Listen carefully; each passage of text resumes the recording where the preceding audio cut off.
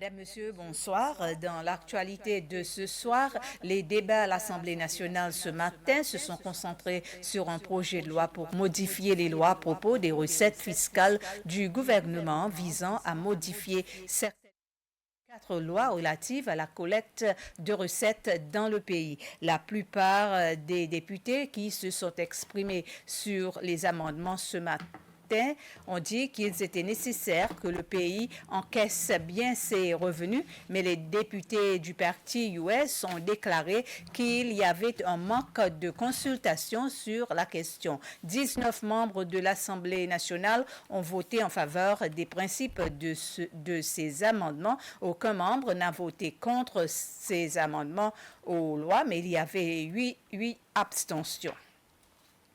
En préparation de la 3e conférence des Nations Unies sur les océans qui aura lieu à Nice en France du 9 au 10 juin 2025, les Français du monde entier, y compris les Seychelles, sont en train d'organiser ceux qui ont été baptisés Blue Talks, soit des discussions sur le secteur maritime. L'objectif est de discuter les défis, notamment de l'économie bleue, afin de parvenir à une déclaration politique sur le pacte pour les océans d'ici juin 2025. La réunion a eu lieu à l'hôtel Escale ici à Mahé ce matin. L'ambassadrice de France auprès des Seychelles, Olivia Christman, se dit satisfaite de la participation de toutes les parties prenantes présentes.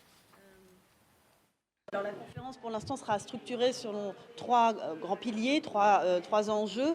Donc, le premier, c'est plutôt cet enjeu multilatéral, c'est-à-dire d'être un peu un point, d'avoir en ligne de mire cette conférence pour l'achèvement de certains processus multilatéraux. Alors, on peut parler du traité sur la haute mer, qui a été signé déjà pour très nombreux États en septembre dernier, mais qui maintenant a besoin de suivre le processus de ratification. Et donc, nous avons bon espoir, la France, nous avons bon espoir que le traité puisse entrer en vigueur d'ici cette conférence à Nice en juin 2025, puisqu'il requiert notamment 60 ratifications. Alors je sais que les Seychelles sont en bonne voie, puisque le projet est maintenant présenté au Parlement. Déjà, il y a d'autres instruments multilatéraux sur la biodiversité aussi. Le deuxième étant plutôt toutes les ressources, toutes les questions de financement qui sont importantes. Nous avons entendu aussi la société civile, les ONG ont besoin de pouvoir s'appuyer sur des financements pour pouvoir avancer sur ces projets, pour que ces projets, parfois de recherche, mais aussi parfois de mise en œuvre,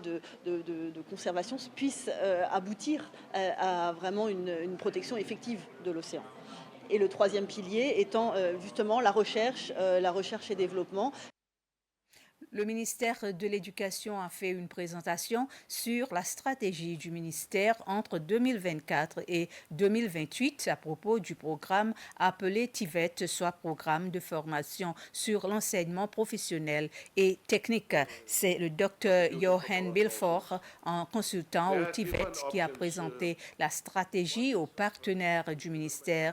Le directeur général de la division technique et numérique au ministère de l'Éducation, Jean Alcindor, a déclaré que les présentations visaient à rassembler les parties prenantes afin de discuter des propositions sur la stratégie de la TIVET au cours des 4 prochaines années.